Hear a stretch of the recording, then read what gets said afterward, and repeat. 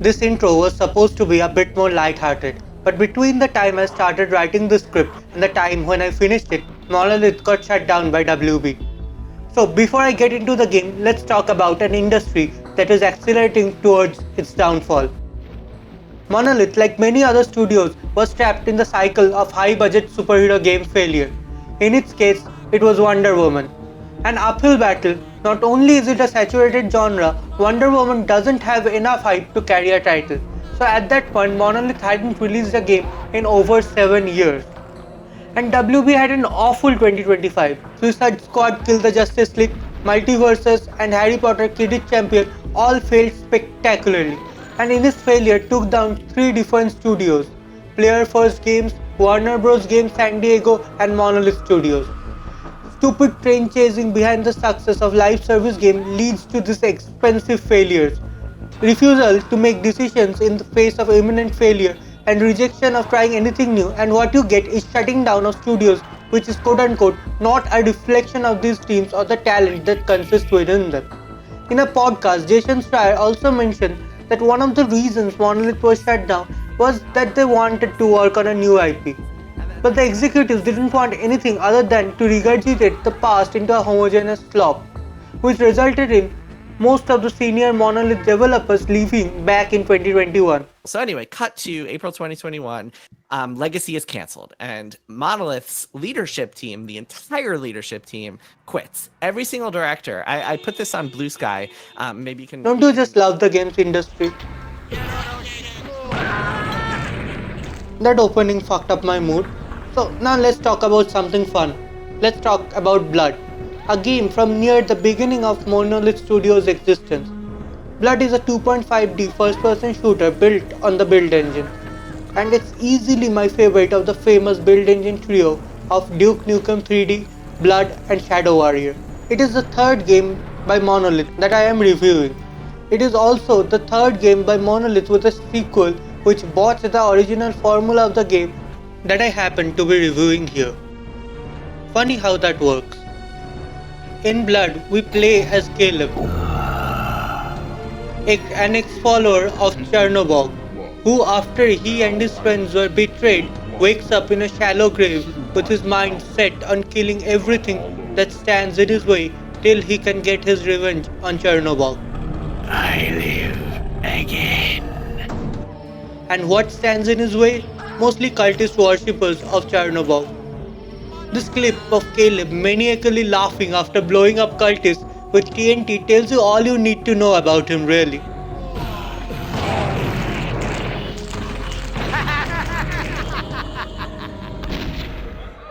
Blood makes a pretty rough first impression for a couple of reasons. Firstly, these cutscenes. Remember the era of mobile amnesia clones like Granny and slop like that? Well, that's about the quality of the character models in these cutscenes.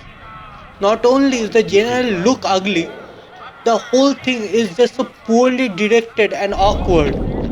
Like, what the fuck is Caleb doing here? And the other reason Blood makes a rough first impression is its difficulty. Blood is notoriously difficult game, and it is not helped by the fact that this game has an extremely wonky difficulty curve. Now, Blood has 4 different chapters, right? And chapter 4 is the hardest. Sounds good so far? Well, chapter 1 is the second hardest, and chapters 2 and 3 much easier than either of the other 2. Blood's difficulty curve is a true roller coaster. The reason early Blood is so difficult is because the gameplay for a large part revolves around the infamous cultists at a time where you don't have access to most of the game's weapons and you don't have much ammo for the weapons you do have. Do you enjoy being shot at by enemies you had no way to react to? Enemies that can shred your health bar before you can reasonably do anything about it? Welcome to Blood.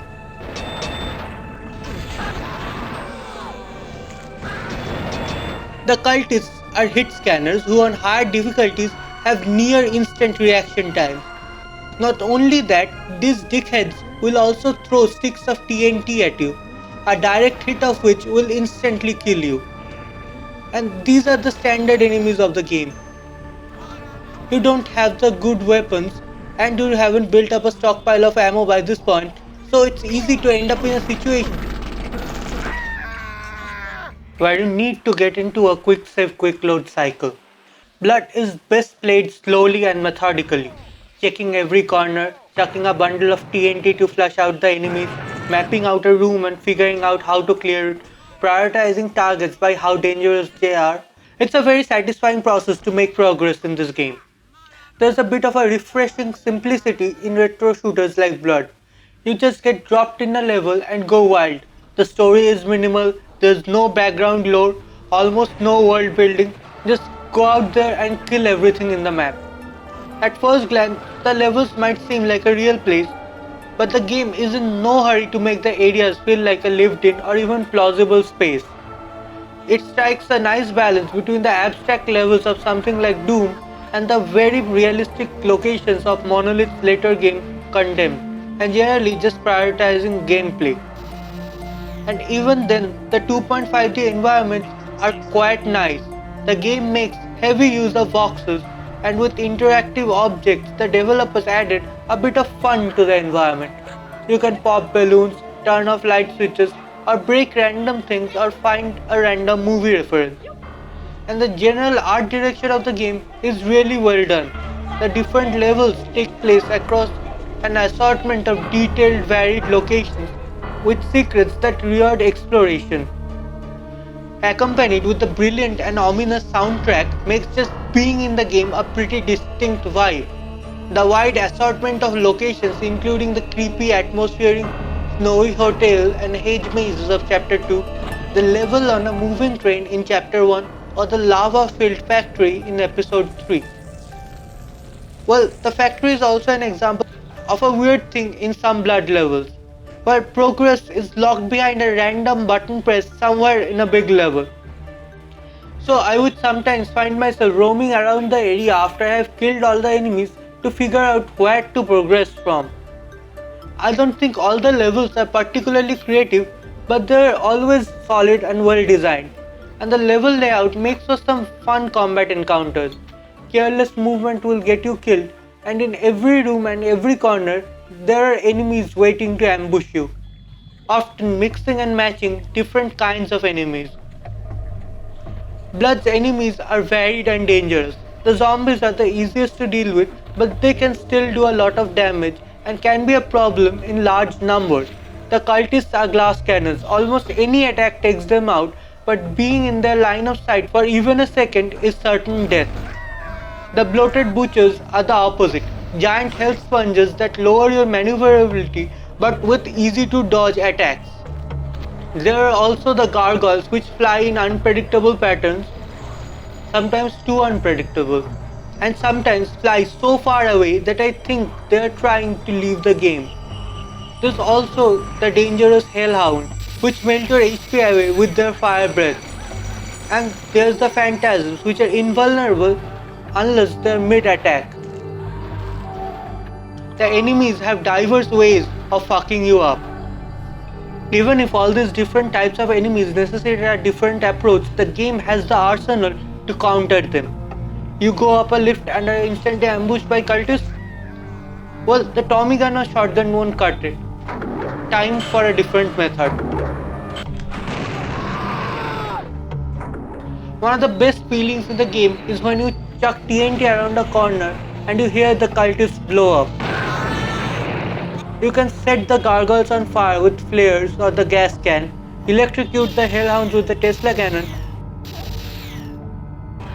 or you can turn on full destruction mode and drop napalm like you are the US in Southeast Asia. Blood's difficulty has a sort of addicting quality to it. I found Lightly Broiled to be the most enjoyable as it feels like you are a split second away from death, but you also feel like a killing machine when it's going right. Clearing out a room full of enemies by peeking in, throwing explosives, shooting flares, and then rushing the survivors with a shotgun, peak shooter enjoyment. But all that being said, beyond the cultists, the vast majority of the game's enemies are tier 2 below them in the danger they pose to the player. A common solution to a lot of the problems in Blood is either setting the enemies on fire or blowing them up. And the game provides you enough napalm ammo in the later stages to trivialize a lot of these enemies, even on higher difficulties like well done. Well, the lack of difficulties of these enemies would be more disappointing if not for how fun it is to blow shit up in this game. The explosions in blood are some of the most satisfying in any game. The way it ragdolls the enemies, shakes the screen is wonderful.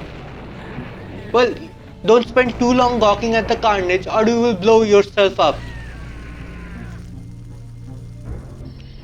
Every weapon has a different visual effect on each enemy it's used on, and the sound of every weapon in the game hits hard.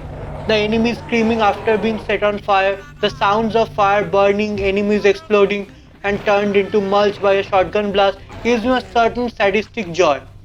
With the exaggerated graphic violence, the game really does live up to its name.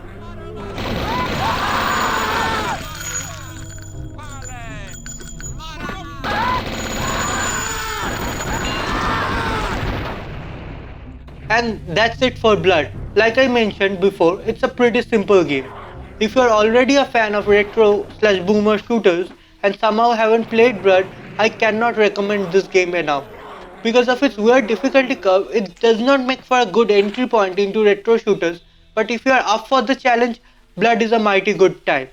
And if you already love Blood, check out the fan-made Blood expansion Death Wish. And if you want a game like Blood, check out Cultix.